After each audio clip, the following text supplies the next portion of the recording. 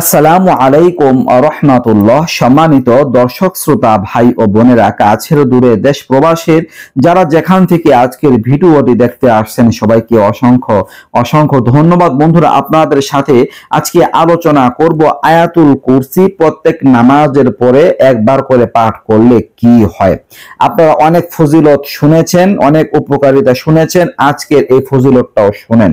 চমৎকার একটা ফজিলত লাভ করা যাবে, উপকার লাভ করা যাবে যদি প্রত্যেক নামাজের পরে আয়াতুল কুরসি পাঠ করেন। আমি আগেও বলেছি, প্রতি নামাজের পর আয়াতুল কুরসি যদি কোনো ব্যক্তি পাঠ করেন, তাহলে ওই ব্যক্তি যদি মারা যান যে কোনো সময়, তাহলে ওই ব্যক্তি জান্নাতে যাওয়ার মাঝে মৃত্যু ছাড়া কোনো কিছু আর প্রতিবন্ধক থাকে না। মানে মারা যাওয়ার সাথে সাথে জান্নাতে চলে যেতে পারবে। এমনকি আয়াতুল কুরসি যদি পাঠ করা হয় প্রত্যেক নামাজের পরে, বিপদ আপদ বালা মুসিবত থেকে বাঁচা যায়। সুবহানাল্লাহ। বন্ধুরা, এখন আরো একটা বিষয় এখানে বলা হয়েছে, কোনো ব্যক্তি যদি প্রত্যেক ফরজ নামাজের পরে আয়াতুল কুরসি পাঠ করেন, তাহলে ওই ব্যক্তির জান আল্লাহ তাআলা নিজ হাতে কবজ করেন। সুবহানাল্লাহ। তারা জান আল্লাহ তাআলা নিজ হাতে কবজ করবেন এবং এই ব্যক্তির স্থান হবে ওই ব্যক্তির মতো যে আম্বিয়া ও রাসূলদের সঙ্গে জিহাদ করে শহীদ হয়। সুবহানাল্লাহ।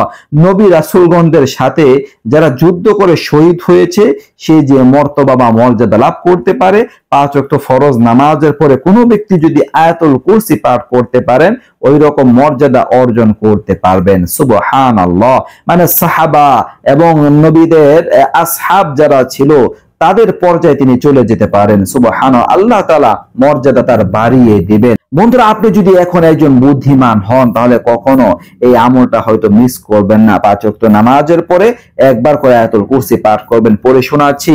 বিসমিল্লাহির রহমানির রহিম।